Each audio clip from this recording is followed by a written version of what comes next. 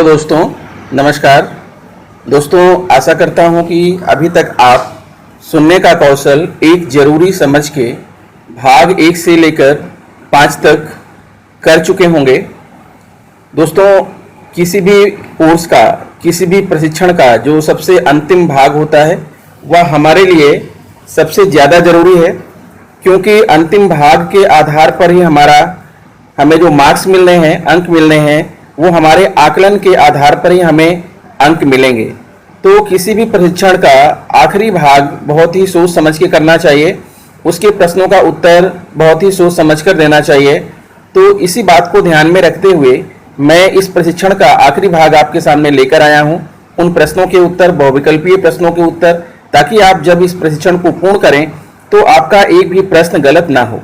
मित्रों, बाकी जो भाग हैं उनमें अगर कुछ गलतियां हो भी जाएंगी कोई बात नहीं है, लेकिन ये है आखिरी भाग जब हमारा आकलन होना है, यहाँ कोशिश होना चाहिए कि यहाँ पर सारे आंसर आपके सही हों। तो आइए हम शुरू करते हैं अपना सुनने का कौशल एक जरूरी समझ। करें प्रशिक्षण पूरा, अर्जित करें अंक पासबुक में। दीक्षा पोर्टल पर मौजूद अगला प्रशिक्षण भाग 6 आकलन। दोस्तों जैसा कि आप देख पा रहे हैं, सुनने के कौशल एक जरूरी समझ आकलन भाग 6 का पहला प्रश्न आपके सामने है। निम्न में से कौन से विकल्प सुनने के महत्व को दर्शाते हैं? ऑप्शन देखिए। सुनने का कौशल हमें दूसरों की भावनाओं को समझने में मदद करता है। अपने विचारों की अभिव्यक्ति के लिए सुनने का बहुत महत्व है। जानकारी पाने के लिए ध्यान से सुनना जरूरी है। और सुनने का कौशल बोलने के कौशल को बढ़ाने में मदद करता है। तो बताइए आप इस प्रश्न में क्या जवाब लगाएंगे? तो मैं आपको बताना चाहूँगा कि पहले प्रश्न का ऑप्शन 1, 3 और 4 सही है। सुनने का कौशल हमें दूसरों की भावनाओं को समझने में मदद करता है। जानकारी पाने के लिए ध्यान से सुनना जरूरी है। और सुनने का कौशल बोलने के कौशल को बढ़ाने में मदद करता है। ये विकल्प सही है, क्योंकि दूसरों के विचारों को समझने के लिए यह जरूरी है कि हम उन्हें ध्यान से सुनें, समझें और उसी के अनुकूल प्रतिक्रिया दें। इसी तरह टीवी, रेडियो आदि से जानकारी पाने में भी सुनने का महत्व है।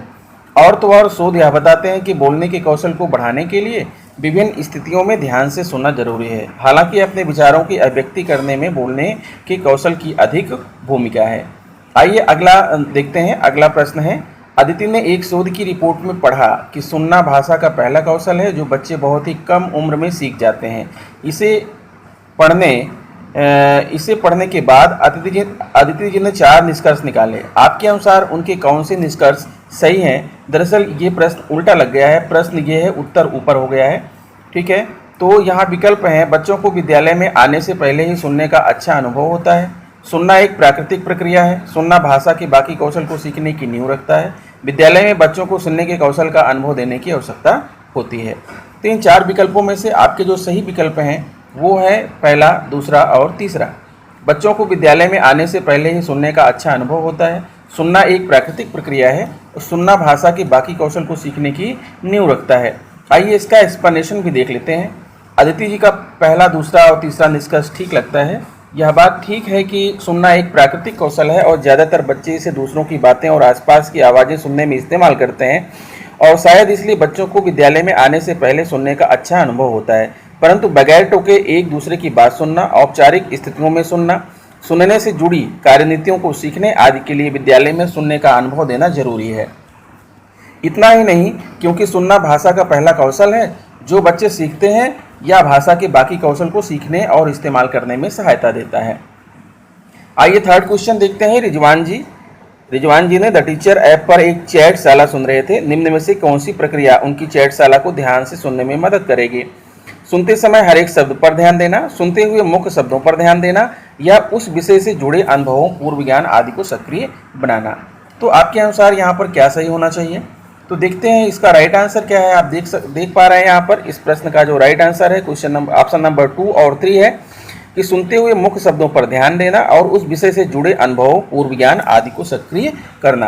तो इसका एक्सप्लेनेशन में क्या है कि दूसरा और तीसरा विकल्प सही क्यों है? क्योंकि चैटशाला को ध्यान से सुनते समय यह जरूरी है कि हम एक एक शब्द पर न रुकते हुए कुछ मुख्य शब्दों और जानकारी के पूर्ण अर्थ पर ध्यान दें, ताकि हमारा सुनने का प्रवाह न टूटे।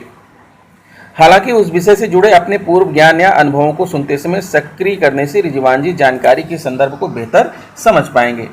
फिर आते हैं अगले प्रश्न की तरफ। देखते हैं कि निम्न में से कौन से लिसनिंग के उदाहरण हो सकते हैं। यहाँ भी ये उल्टा लग गया है। क्वेश्चन आपका नीचे है, देखिए, पंचतंत्र की कहानी सुनना, हमारा चीनी भाषा में कोई गाना सुनना, पंखे की आवाज़ को सुनना या कक्षाओं में कविताओं का महत्व जैसे विषय पर किसी अध्यापक का साक्षात्कार सुनना। तो इन चारों में से जो है लिसनिंग के उदाहरण क्या हो सकते हैं? तो इसके लिए आंसर आप देख सकते हैं यहाँ पर कि यहाँ पर पहला और चौथा आंसर सही है। पंचतंत्र की कहानी सुनना, कक्षाओं में कविताओं का महत्व जैसे विषय पर किसी अध्यापक का साक्षात्कार सुनना। अब इसका जो एक्सप्लेनेशन है दोस्तों ये है कि पहला और चौथा विकल्प सही है, क्योंकि लिसनिंग का महत्व ध्यान से सुनकर समझना है, जो कि हम पंचतंत्र की कहानी सुनते समय या परिचित विषयों के बारे में साक्षात्कार सुनते समय करते हैं। हालांकि अगर हमें चीनी भाषा नहीं आती तो हम चीनी भाषा में किसी गाने को समझ नहीं पाएंगे और पंखे की आवाज़ हमारे काम करते हुए पीछे चलती रहती है, जिस पर हम ध्यान नहीं देते। फिर अगला प्रश्न है, आपकी स्क्रीन पर दिख रहा है, पांचवा है, निम्न में से किस परिस्थिति में सुनने का आदेश गहरा विवरण जानना हो सकता है? यानी सुनने का उद्देश्य गहरा विवरण जानना हो सकता है।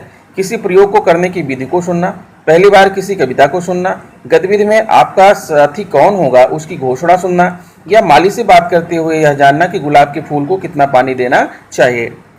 तो इस प्रश्न का राइट आंसर आपका है ऑप्शन नंबर 1, यानी किसी प्रयोग को करने की विधि को सुनना यानी गहरा विवरण जानना हो सकता है। क्योंकि पहला विकल्प सही इसलिए है क्योंकि कविता सुनते समय हम सार पर ध्यान देते हैं और घोषणा या गुलाब को पानी के बारे में सुनते समय किसी विशेष जानकारी पर किसी प्रयोग की विधि सुनते समय यह जरूरी है कि हम एक एक चरण पर ध्यान दें और गहराई से सारी बात सुने। अब आते हैं अगले प्रश्न की तरफ। क्वेश्चन नंबर 6 आपके सामने आ रहा है।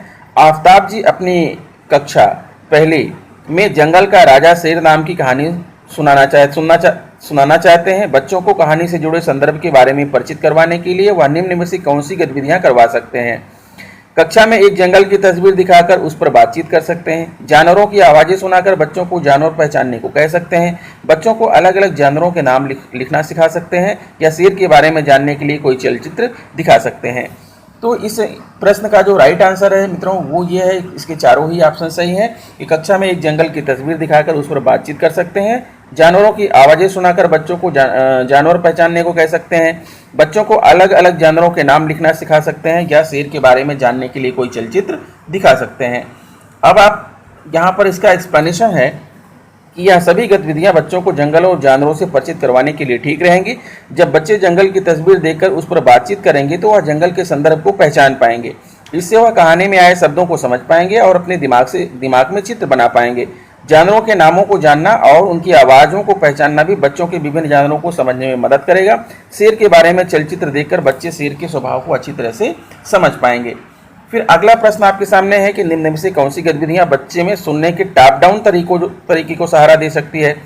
कविता में आए नए शब्दों को ध्यान से सुनना, कविता सुनने के बाद उसके भाव के बारे में चर्चा करना, कहानी सुनने से पहले उसके लेखक के बारे में जानना, किसी खबर को सुनने से पहले उसके शीर्षक पर चर्चा करना।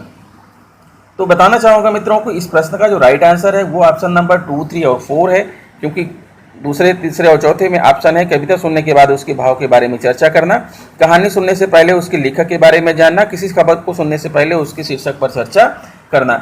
ऐसा इसलिए क्योंकि सुनने के टॉप डाउन तरीके में हमारा ध्यान सुनने के विषय से जुड़े पूर्व ज्ञान, संदर्भ और विषय वस्तु के संपूर्ण अर्थ पर होता है, पर बॉटम अप तरीके में हम शब्द, वाक्यों आदि की संरचना पर ध्यान देते हैं। दूसरा, तीसरा और चौथा विकल्प टॉप डाउन तरीके से जुड़ा है, जबकि नए शब्दों को ध्यान से सुनना बॉटम अप तरीके को सहारा देगा। जब दोस्तों पूरी ट्रेनिंग ले लेंगे तो आपको समझ में आ जाएगा टॉप डाउन क्या है और बॉटम अप क्या है। फिर अगला प्रश्न आपके सामने है कि सुनने से जुड़ी कार्यनीतियों के बारे में क्या कहना सही होगा? सुनते समय सभी श्रोता एक ही तरह की कार्यनीतियों का प्रयोग करते हैं। अलग अलग कार्यनीतियां अलग अलग तरह की श्रवण सामग्री में इस्तेमाल होती हैं, या बच्चों को सुनने से जुड़ी कार्यनीतियां सिखाई जा सकती हैं। अब इसमें से आपको क्या लगता है कि कौन सा जवाब आपका सही होगा? तो बताना चाहूँगा कि इस प्रश्न का जो राइट आंसर है वो ऑप्शन नंबर 2 और 3 है। ठीक है, और वो 2 और 3 क्यों है?